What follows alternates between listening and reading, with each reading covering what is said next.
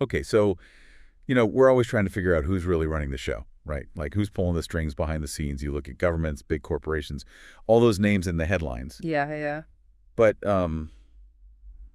what if I told you that real power, like the real power, operates in a way that's way more hidden, like structures that you won't find on any org chart? Right. Today, we're going to take a deep dive into this super interesting material that suggests there's like this hidden architecture of global influence. Okay, I'm intrigued. It's called the star and circle model, and for you listening, especially if you love getting a handle on complex stuff quickly, this deep dive could give you a totally new way to see like how the world actually works. So are you saying there's like a secret society controlling everything? Because I've heard that before. Well, it's not quite that straightforward, but it is about power structures that operate outside the usual systems of accountability. Okay, so less tinfoil hat, more like a deeper analysis of how power functions then. Exactly. The star and circle model isn't just some random theory. It's presented as an analysis of how power might have been structured for like centuries. We're talking maybe even 3,000 years. 3,000 years, that's a long time. I know, right?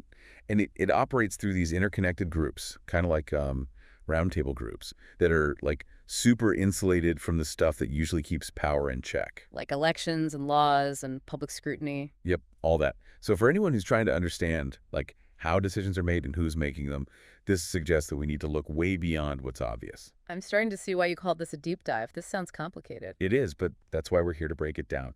So let's get into the nuts and bolts of this star and circle. First up, the circle. Think of it as the ultimate security system for this whole network, like the way it protects itself. So we're talking about secrecy, I'm guessing? Oh, absolutely. But it goes way beyond that. You've also got coercion, blackmail, ensuring total loyalty, like making sure no one spills the beans. Yeah, like a kind of enforcement mechanism, making sure everyone stays in line. Right. It's that shield that keeps the outside world from seeing what's really going on. So the circle is the protection. Got it. What about the star part? What's that all about? So the star is where the action is. It's everything that happens inside the circle. The networking, the deal making. Like the inner workings of the machine? Precisely. Think about like hidden agreements, how they settle their own disputes without going to court, how they come up with policies that like later get implemented on a larger scale. Okay, so it's like a strategy room where the real decisions get made. Interesting. Yeah, and here's where it gets even more mind-blowing. You see, the material we're looking at says it's not just about these separate groups, right? Like they're not just operating in isolation. Nope. The same people often belong to multiple organizations within this whole framework. So they're all interconnected, forming alliances, creating this like massive web of power. Oh, wow. So it's not a simple pyramid structure. It's more like, It's more like a constellation where all the stars are connected.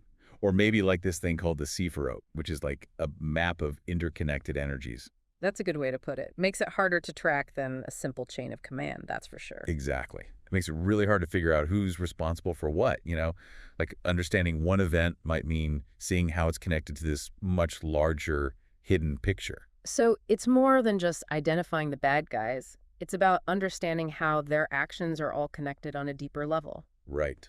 You got to think about how all the pieces fit together. It makes you wonder if maybe we miss the bigger picture sometimes, just focusing on the surface events. Totally. It's like that saying, can't see the forest for the trees. Yeah, exactly. And of course, when you're talking about hidden power, you got to talk about symbols, right? Right, those secret handshakes and all that. Well, not exactly handshakes, but symbols are definitely a thing. Ruling classes have been using them for like forever to identify each other and communicate in a way that most people wouldn't understand. Makes sense. Like a secret language. Right. And the article even quotes this guy, Albert Pike. He was a big deal in the Freemasons, who said symbols are like the universal language of ancient theology. So maybe there's more to these symbols than we realize. That's the point. The article suggests that the star and circle itself might not just be a concept, but a real organizational structure. And those symbols we see everywhere, Like what? like secret society emblems, corporate logos, even national symbols. Oh, yeah, I see what you mean. They might be clues pointing to where the real power lies. So it pays to be a little more observant. Yeah, look for those patterns, connect the dots. Exactly. And if you're wondering where this whole system might have originated, the article traces it back to a group that might surprise you. Whew. The Illuminati. Nope, even earlier.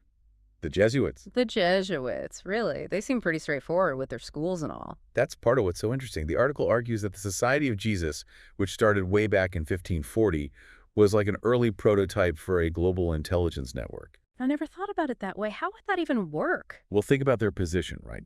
They were in royal courts, universities, diplomatic missions. They were spies, advisors, educators, all at the same time. Oh, I see. Like they had access to all sorts of information and could influence people in high places. And they did it within this super structured and secretive organization. So sneaky. Makes you wonder if they're still pulling strings today. That's a whole other conversation. But for now, let's focus on how their organizational structure was different. Yeah. It wasn't a typical hierarchy. It was more like an interconnected web. What do you mean? Well, imagine a Jesuit priest. He could be confessing to a king, tutoring a prince, advising a foreign government, all while secretly reporting back to the Jesuit order. Wow, that's multitasking on another level. So they were gathering intel and exerting influence all over the place. Exactly. It's a really clever way to spread influence without anyone realizing it. Makes you think twice about who's really in charge, doesn't it? For sure. It's like that saying, keep your friends close, but your enemies closer. Exactly. And the article digs into some key aspects of their approach that later organizations seem to have borrowed. First, total obedience to the superior general. He's like the head honcho, sometimes called the Black Pope because of, like, immense but hidden power. Black Pope, that sounds ominous. Right. This ensured everyone was loyal and followed the same agenda. Like, you can't have a secret society if everyone's going rogue. Yeah, that makes sense. You need strong leadership to keep everyone focused. Then there's this thing called the Jesuit Oath of Induction. It's a bit controversial, but it supposedly outlines a commitment to deception, infiltration, and basically doing whatever it takes to achieve the order's goals. Wow, that's hardcore. Not exactly the image I had of the Jesuits. Right. It highlights the potential for ruthlessness in these types of organizations. You know, sometimes the ends justify the means. But how do they keep all this secret? I mean, with so many people involved, someone's bound to talk. Well, that's where the next tactic comes in. Compartmentalization of information. Basically, members only knew what they needed to know for their specific tasks. So kind of like the need-to-know basis. Exactly. It kept the bigger picture hidden, so even if someone spilled the beans, they wouldn't know enough to bring down the whole operation. Clever. It's like a puzzle where no one has all the pieces. And speaking of clever, they also had this long-term strategy with education. They gained control of a bunch of prestigious universities across Europe so they could basically shape the thinking of future leaders, politicians, generals, bankers. Oh, wow. So they were playing the long game, influencing the people who would eventually be in charge. Talk about thinking ahead. Right. It's all about planting those seeds early on. And then there's their role as confessors and advisors to rulers. That gave them access to state secrets and a way to nudge policy in the direction they wanted. It's like ruling from behind the throne. Very subtle, very effective. And apparently, this Jesuit model didn't just disappear. The article claims that other groups copied or were directly inspired by their system. Like who? Well, there's Adam Weishaupt's Illuminati, which apparently had a similar structure, but with the goal of secular global control. And then there's Cecil Rhodes and his Round Table, which was all about expanding the British Empire using the Jesuit playbook. So the Jesuits were like the OGs of this whole hidden power thing. That's fascinating. Makes you wonder if their influence is still felt today. Right. Like, did their tactics just get passed down through the generations? Exactly. I mean, the article even suggests that modern intelligence agencies might have inherited some of their principles. Oh, for sure. Think about the CIA, MI6, Mossad. Secrecy, deception, psychological warfare, all techniques the Jesuits were known for. It's like those tactics were adapted and refined over time. So it's not just about historical curiosity. This stuff is still relevant today. Absolutely. So we've got this Jesuit model of covert influence. They were operating in the shadows, controlling education, infiltrating other power structures, manipulating information. And this model, this star and circle idea, well, it seems to have evolved in some pretty big ways. So where did it go from there? Who else adopted this model? Well, that's where it gets even more intriguing. Yeah. The article claims that intelligence agencies and, get this, organized crime syndicates took this Jesuit model and really perfected it. Wait, the mob and the CIA are using the same playbook? That's the argument. Yeah. They both operate outside the usual laws and systems, right? They have their own internal rules, their own ways of enforcing loyalty and keeping secrets. I guess that makes sense. They both need to operate under the radar. Right. The article says that while the Jesuits might have relied on ideological obedience, intelligence agencies and crime groups have their own languages of enforcement. Meaning? Well, for the mob, it's violence and threats. For spy agencies, it's secret laws and, well, let's just say persuasion tactics. Okay, so different methods, but same goal. Control. Exactly. But the basic principles of the star and circle secrecy, internal justice, loyalty, those stay the same. So even though they seem like completely different worlds, they might be operating on a similar framework. That's pretty wild. Right. And the article highlights a bunch of parallels. For example, think about Omerta, the mafia's code of silence. It's basically the same thing as the secrecy in other organizations. Or initiation through blood oaths in crime families, which is similar to the rituals and oaths in groups like the Jesuits and Freemasons. Oh, yeah, you hear about those secret oaths all the time, but I never thought about how they might serve a similar purpose across different groups. Right. And even the way crime families pass down power through generations echoes how elite political and financial networks stay in control. It's all about keeping it in the family, so to speak. So it's not just about structures and tactics, it's also about maintaining control over time, passing the torch to the next generation. Exactly.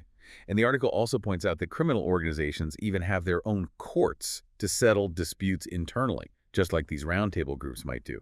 They don't need the official legal system. They handle things their own way. That makes sense. They can't exactly go to the police to settle their differences. Right. And then you've got a blackmail and coercion, which intelligence agencies use to get people to do what they want.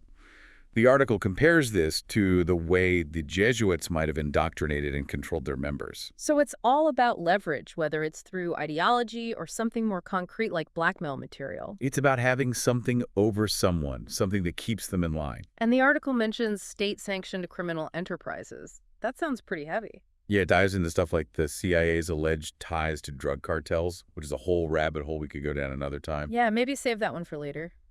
But it gets at this idea that the line between official and unofficial power can be blurry, you know.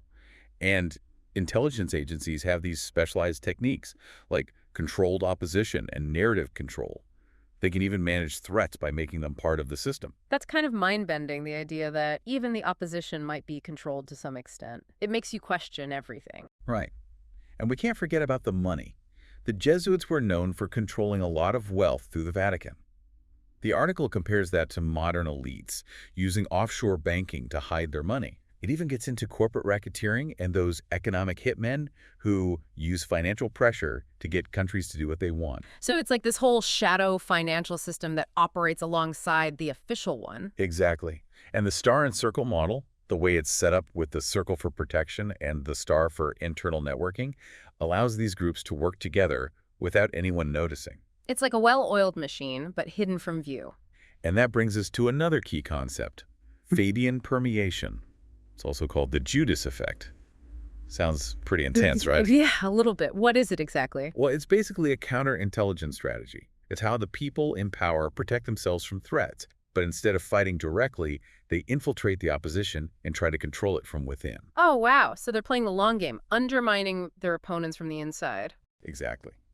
The Fabian Society, which was founded in 1884, is where the name comes from. They believed in gradual change rather than revolution. So instead of trying to crush the opposition, they co-opt it. That's sneaky. And it can take many forms. The article talks about how revolutions might actually be started, or at least guided by the very elites they're supposed to overthrow. And opposition leaders often come from the same institutions they claim to be challenging. It's like a game of chess, where your opponent is already a few moves ahead. Right. And even investigative journalists and whistleblowers might be operating within certain limits, only revealing what those in power are willing to let out.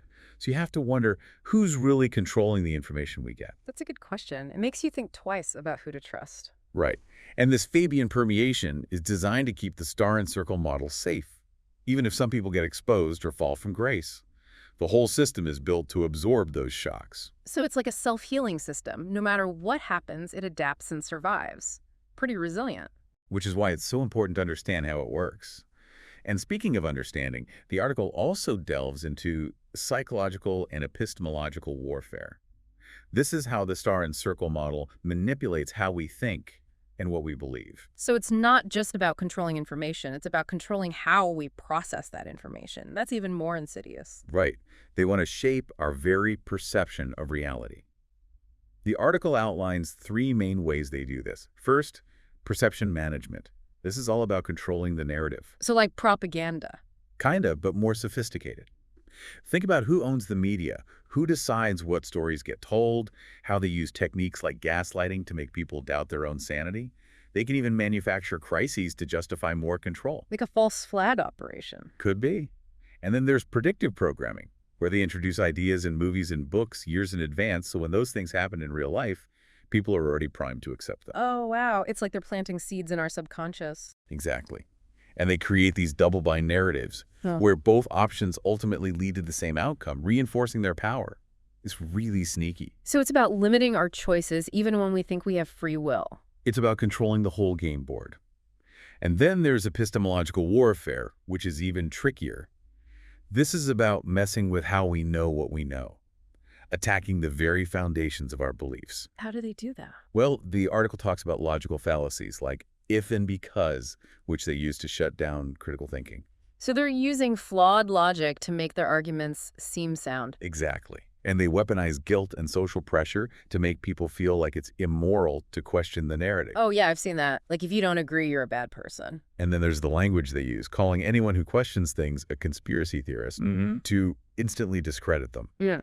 And they control funding for research and education to make sure only certain ideas are considered valid. So they're controlling what we learn, what we think about, even how we think. That's scary. Right. It's not just about keeping information secret. It's about making people resistant to even considering alternative viewpoints. It's like building a mental wall to keep out any ideas that might threaten their control. And that's not all. There's also controlled opposition, which we touched on with the Fabian Society. Yeah. This involves putting their own people in charge of opposition groups, dividing and conquering dissenting voices, and making sure any reforms are just cosmetic, not really changing anything. So it's like creating the illusion of change while maintaining the status quo. Very deceptive. Right. They want you to think you have a choice, but really you're just picking between different flavors of the same thing. And this all ties back to that Fabian permeation idea, right? Yeah. Subtly influencing the opposition to prevent any real threat. Exactly. They're playing chess while everyone else is playing checkers. And then there's this even weirder concept called revelation of the method. It's like sometimes they just tell you what they're doing right out in the open. Why would they do that? Well, the article suggests that they're banking on the public being too apathetic or just not getting it. Yeah. It's like they're mocking us, saying, look what we're doing. What are you going to do about it? That's pretty arrogant, but I guess if it works, why not? Right. And they use all sorts of techniques for this. There's symbolic communication, where they hide messages in plain sight. They might leak information through fiction or controlled whistleblowers. And they keep us in a state of constant crisis, so we're always distracted and stressed out. It's like they're saying, pay no attention to the man behind the curtain. Exactly. They're counting on us being too overwhelmed to fight back. So we've gone from historical examples to psychological manipulation. But this story isn't over yet. The article says that in the digital age, the star and circle model is getting a serious upgrade. So the internet and all that is just another tool for them to use. More than a tool, it's like a whole new playing field. They're using algorithms, surveillance, and AI to control us in ways that were never possible before. That's pretty unsettling. Makes you wonder if there's any escape. Well, we'll get to that. But first, let's break down how this digital upgrade is happening. The article points to things like central bank digital currencies, or CBDCs. It's like programmable money. They can be tracked and controlled in ways that regular cash can't. Oh, wow. So they could literally turn off your money if they wanted to. It's possible.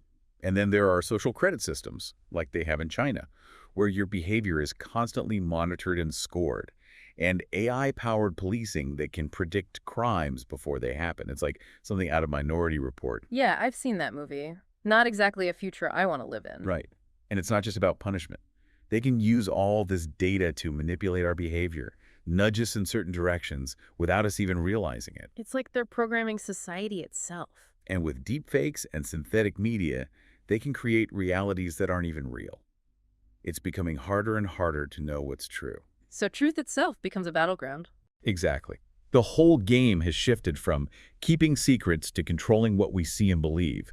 And AI is a huge part of this. It can analyze massive amounts of data to predict our behavior, create propaganda that's tailored to our individual beliefs, and nudge us in the direction they want. It's like having a digital puppet master. Right. It's a really powerful system of control. But the article does offer some hope. It says that even this digital oligarchy has weaknesses. Okay, good, because this is all starting to sound pretty hopeless. What are these weaknesses? Well, first of all, it all depends on mass compliance. If enough people refuse to use CBDCs or participate in social credit systems, the whole thing falls apart. So our power lies in our choices. Exactly. And even though algorithms are powerful, they can be unpredictable. Unexpected events or widespread non-compliance can throw a wrench in the works. So the system isn't foolproof. There are cracks they can't control. Right. And most importantly, the article emphasizes the power of human resistance, what it calls an epistemological awakening. What does that mean? It's about reclaiming our ability to think for ourselves, to question the narrative, to use our reason and intuition, to see through the lies. So basically, don't believe everything you're told. Think critically. That's a big part of it. Yeah. The author, Peter Duke, defines this as logos, with a hard O, based on this ancient Greek definition. Thinking, measuring, reasoning, and communicating. So logos as in logic and critical thinking, not the biblical word. Exactly. It's about using our minds to break free from the mental programming. So how do we do that? How do we fight back against this system of control? Well, the article suggests a few things. First, be aware of the tactics they're using. Once you know how the game is played, it's harder to be manipulated. Knowledge is power. Got it. And be skeptical. Don't just believe everything you hear or see. Do your own research, question the official narrative, and be open to alternative viewpoints. So don't be afraid to challenge the status quo. Think for yourself. Exactly.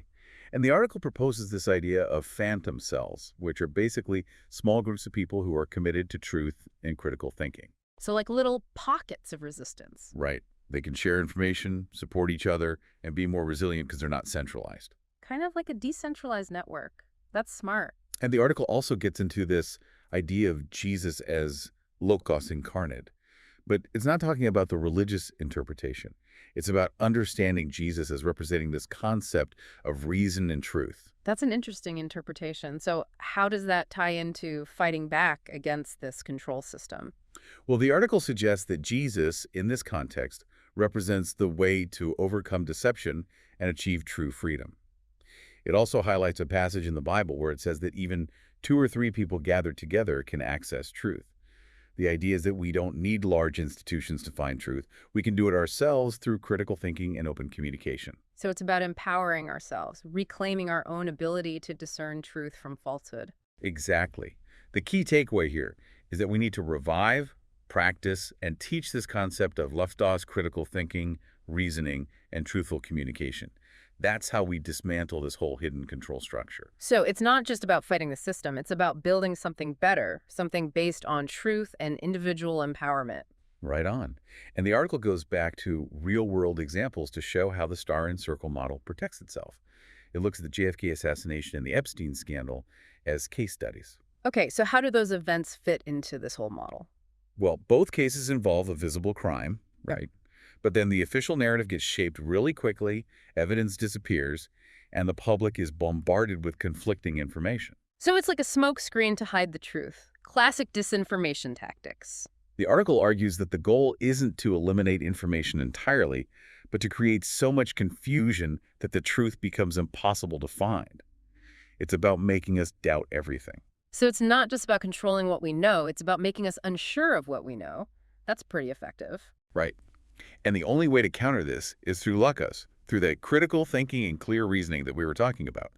When we see through the illusions, the power of this system starts to fade. So it's like shining a light on the cockroaches that can't survive in the open? And speaking of seeing things clearly, the article ends by pointing out how often the star and circle symbol appears in the real world. Like where? Everywhere. The U.S. Pentagon, the Russian Red Army, the EU flag, Freemason symbols, the CIA seal, the World Economic Forum logo, even corporate logos like Texaco and Starbucks. Wow, that's a lot of examples. It can't just be a coincidence. Exactly. The article suggests that this symbol might represent this hidden power structure we've been talking about. So it's like a secret handshake, but a visual one, a way for those in the know to recognize each other. Right. It's a subtle sign that this system of control is pervasive, Hmm. that it might be operating at levels we don't even realize. That's a pretty sobering thought. It makes you wonder how much of the world is actually controlled by this hidden network. So let's recap what we've learned in this deep dive. We started with this idea of a hidden power structure, the star and circle model.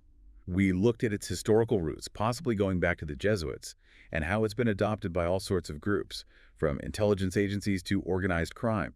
And we talked about the tactics they use: Fabian permeation, psychological warfare, digital surveillance. Right.